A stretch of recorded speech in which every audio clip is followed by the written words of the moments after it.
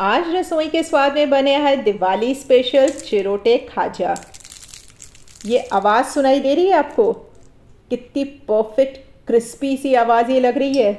और एक एक लेयर आपको दिख रही होगी कि एक एक लेयर कितनी अच्छी तरीके से सिकी हुई है, जूसी भी है और साथ ही साथ क्रिस्पी भी है। तो अगर आप भी इस दिवाली बिल्कुल इसी तरीके के खाजे बनाना चाहते हैं, इतनी लेयरदार, इतना परफेक्ट, तो इस रेसिपी को पूरा देखिएगा, बिना मिस किए हुए, बिना स्किप किए हुए। हेलो फूडीज़, वेलकम टू रसोई का स्वाद। कैसे हैं आप सब? होप करती हूँ आप सब बहुत अच्छे होंगे। अपना और अपनों का ख्याल रखिएगा। आज आप लोगों के लिए दिवाली स्पेशल खाजा की रेसिपी लेकर के आई हूँ, बिल्कुल परफेक्ट टिप्स और ट्रिक्स के साथ। तो वीडियो में बने रहिएगा, पूरा देखिएगा, बिना मिस किए हुए, बिना स्किप किए हुए। चैनल पे पहली बार विजिट कर रहे हैं तो चैनल को सब्सक्राइब कर लीजिएगा। रेसिपी पसंद आए तो लाइक, कमेंट और शेयर करने में कंजूसी बिल्कुल भी मत करिएगा।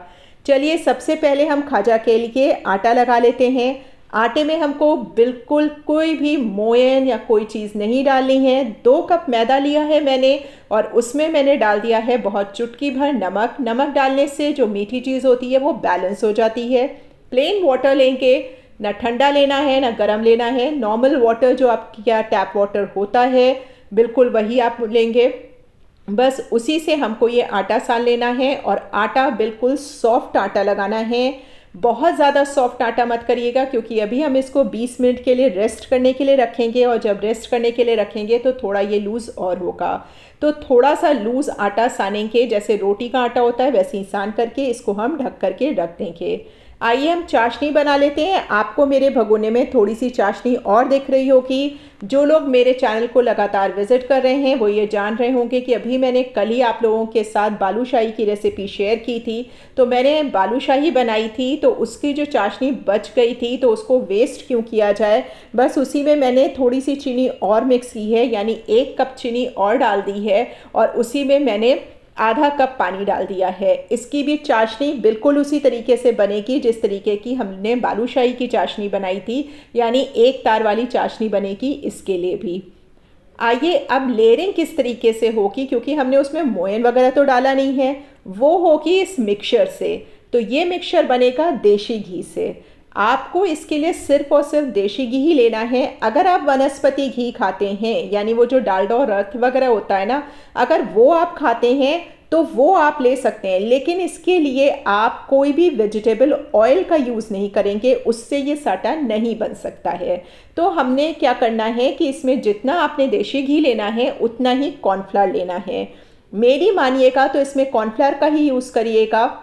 मेरा एक्सपीरियंस ये कहता है कि मैदा डालने से ज़्यादा अच्छी क्रिस्पीनेस, ज़्यादा अच्छा आपको रिज़ल्ट कॉर्नफ्लावर डालने से मिलेगा। तो मैंने 3 चम्मच देशी घी लिया है और 3 चम्मच कॉर्नफ्लावर लिया है। देशी घी का टेक्सचर आपको दिख रहा होगा कि वीडियो में सेमी सॉलिड टेक्सचर है, यानी लिक्विड भी नहीं है और बहुत ज़्यादा टाइट सॉलिड भी नहीं है। तो अगर आपका सॉलिड हो गया हो तो पहले उसको पिघला लीजिएगा। अगर आप फ्रिज में रखते हो तो पहले उसको पिघला लीजिएगा और उसके बाद उसको थोड़ी देर के लिए फ्रिज में रख दीजिएगा। जब वो ऐसी सेमी सॉलिड कंडीशन में आ जाए तब आप इसको, ये साटा इसका तैयार करिएगा। हमें इसको अच्छी तरीके से फेंटना है जिससे कि ये इस तरीके के टेक्सचर का हो जाए, बिल्कुल क्रीमी टेक्सचर हो जाना चाहिए, तभी इससे लेयरिंग अच्छी आएगी।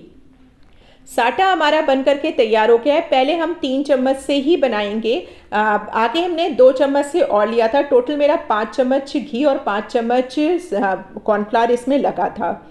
अब आप देखिए हमारा आटा बिल्कुल अच्छी तरीके से सेट हो चुका है। अब हम इसकी बिल्कुल छोटी छोटी सी लोइयाँ काटेंगे, बिल्कुल लेमन साइज लोइयाँ आप इसकी काटिएगा, क्योंकि हमको इसको बेल करके ना बिल्कुल पतला बेलना है। आइए जरा हम अपनी चाशनी भी देख लेते हैं, क्योंकि हमने एक तरफ चाशनी भी चढ़ाई हुई है। तो चाशनी बिल्कुल भी मोटी नहीं होनी चाहिए, क्योंकि जैसे अगर आप लोगों ने मेरी बालूशाही वाली रेसिपी देखी होगी, मैंने उसमें कई बार ये समझाया था कि अगर वो मोटी हो गई तो वो जो है केवल ऊपर की परत पे लगेगी, अंदर तक चाशनी नहीं जाएगी। और अगर बहुत पतली हुई तो आपका जो खाजा है वो बिल्कुल सौगी सा हो जाएगा थोड़ी देर में। तो बिल्कुल हमारी चाशनी तैयार हो चुकी है, हमने उसको बंद करके रख दिया है।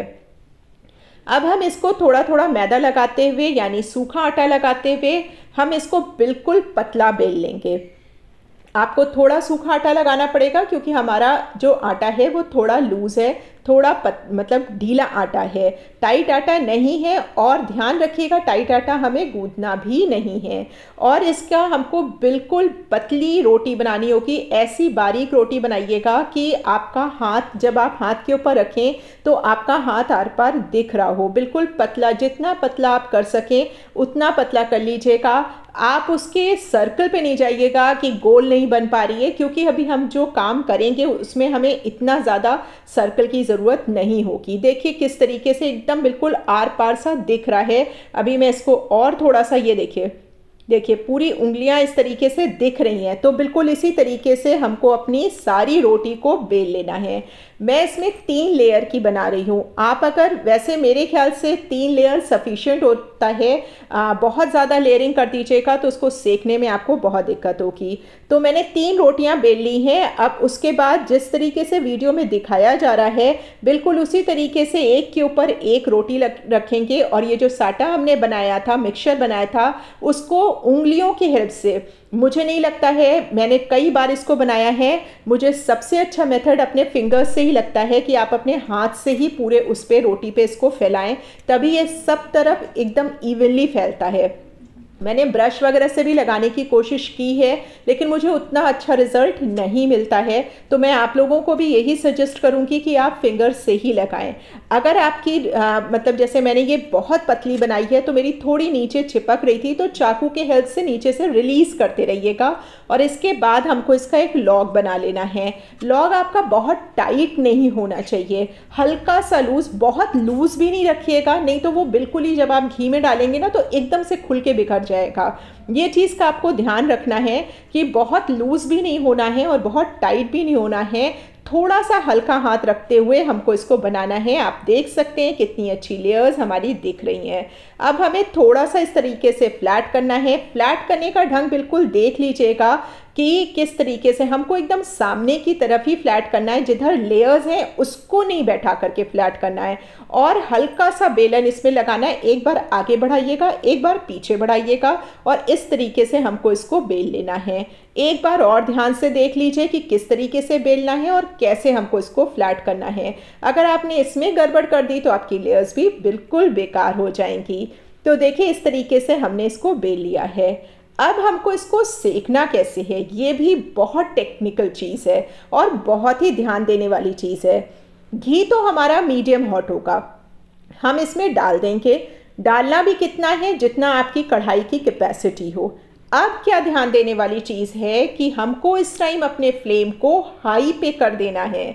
जनरली हम जब भी मटरी या कोई ऐसी चीज़ बनाते हैं तो हम बिल्कुल लो फ्लेम पे बनाते हैं, लेकिन जब हम ये खाजे बना रहे होंगे ना तब हम इस टाइम अपनी फ्लेम को हाई कर देंगे और हाई फ्लेम पे थोड़ा सा ऊपर घी डालते हुए इसको जो है पहले सेकेंगे। जब इसकी लेयर्स खुलने लग जाएंगी, जब आप देख लें कि इसकी लेयर्स एक तरफ से खुल गई हैं और जब आपने इसको पलट दिया है, तब हम अपनी फ्लेम फिर से लो कर देंगे। अब लो फ्लेम पे हमको इसको अच्छी तरीके से क्रिस्पी होने तक, गोल्डन होने तक पकाना है। आप देख सकते हैं कि हमारी एक एक लेयर मैं क्लोजअप से दिखा रही हूँ कि कितने अच्छे से ये एक एक लेयर आपको इसमें दिखाई दे रही होगी। तो बस इसी तरीके से आपकी भी लेयर्स खुल जाएंगी अगर आप सेकते टाइम लापरवाही नहीं करेंगे। और अगर आपने वीडियो मेरी ध्यान से देखी और सुनी होगी तो आप कोई भी चीज़ अगर स्किप नहीं करेंगे तो आपके भी खाजे बिल्कुल इसी तरीके से बनेंगे। देखिए कितनी अच्छी लेयर्स आ गई हैं। बस ध्यान क्या देना है, अगर आपने इस टाइम भी जब आपने डाला ना और मीडियम या लो फ्लेम रखी तो आपकी लेयर्स इतनी अच्छी नहीं खुलेंगी। और देखिए कितनी प्यारी लेयर्स एक एक दिख रही हैं। अब हम क्या करेंगे, इनको एक एक करके आप चाशनी में डिप कर दीजिए। अच्छी तरीके से दोनों तरफ से करिए, चाहिए तो थोड़ा सा उठा करके अंदर तक उसमें डाल दीजिए। अगर थोड़ी सी चाशनी कम लग रही हो आपको तो ऊपर से उठा करके भी डाल सकते हैं। इसके बाद थोड़ा सा खड़ा करके इसको एक जाली के ऊपर रख दीजिएगा। दूध वाली जो जाली होती है उसके ऊपर इसको रख दीजिएगा, जिससे एक्सेस जितना भी है, जैसे आपको दिख रहा है मैं बगल में रखती जा रही हूँ, बिल्कुल इसी तरीके से जाली पे आप रखते जाइए, जिससे जितना एक्सेस इसमें गया होगा चाशनी वो सारी ड्रिप होकर के निकल करके नीचे गिर जाएगी। तो अगर आपने फ्रेंड्स इस तरीके के टिप्स और ट्रिक्स को पूरा ध्यान में रखते हुए बनाया तो मैं गारंटी के साथ कह सकती हूँ कि जितने क्रिस्पी आपको, ये देखिए क्या आवाज़ आ रही है, मज़ा आ जा रहा है इस आवाज़ को सुन करके। और खाने में तो ये इतने लाजवाब थे कि क्या बताएं।